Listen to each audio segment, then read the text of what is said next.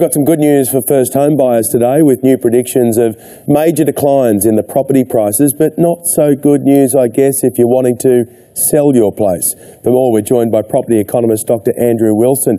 Dr. Wilson, good morning to you. Hello. Isn't it funny, we say, great news for home buyers, but anyone who's got a place is saying, well, not so good for us. Well, the worm's turned, hasn't it? After, 5 remarkable years for sellers in most housing markets, we're now seeing a lot better go for buyers in the market. And of course, we're also seeing a lot more first home buyers in the market as well. In fact, first home buyer numbers in New South Wales and Victoria are up to the highest level in over 5 years. So that, I guess, discussion about affordability isn't quite as strong as it has been. And look, it's a much more balanced market. And I think welcome to the future. And this is why perhaps there's a little bit of uncertainty at the moment in terms of the direction of the market. You talk about the cycle. I just wonder how far it's got to go, though, because we kind of saw this decline starting last year, and it seems to have continued a little bit. But those people who'd be most concerned, I'm guessing, are the ones who bought in at the peak, who bought in the last couple of years, as opposed to people who might have purchased 5, 10, 15 years ago. Well, look, that's right. But, most buyers are sellers and sellers are buyers. It's about being in that same market environment. And,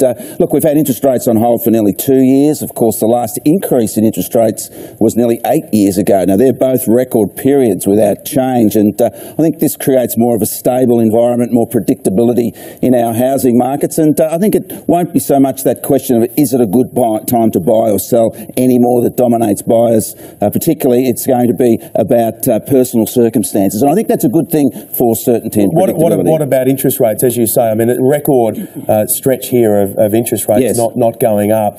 There are a lot of people who are worried that if they were to go up, that all of a sudden they might find themselves overstretched. What do you expect as far as rates are concerned? Well, I think daily we're seeing a weakening case for higher rates. Perhaps even a cut in rates might be on the board, even as close as this year. Maybe Melbourne Cup Day bring back that tradition of a cut. But certainly our economy is still struggling to some degree. It needs some reinflation. And that means that we don't have that higher or lower interest rate energy to impact prices. And that's why it's a new cycle now. It will be flatter for longer, and maybe even a cut in rates on the horizon. Where are the areas? What are the spots where people should be looking if they're thinking now's the time to get into the property market? Any advice? I know it's a big country of ours, but any advice about where people should be looking? Well, again, I think it's about personal circumstances, and we're seeing a bit of a flow back into the Brisbane market at the moment now. Of course, Brisbane is highly affordable compared to Sydney, but it's the winter at the moment. Most people are on holidays. I think the real test for the market will come in a month's time, when we see what is typically the revival into the spring selling season.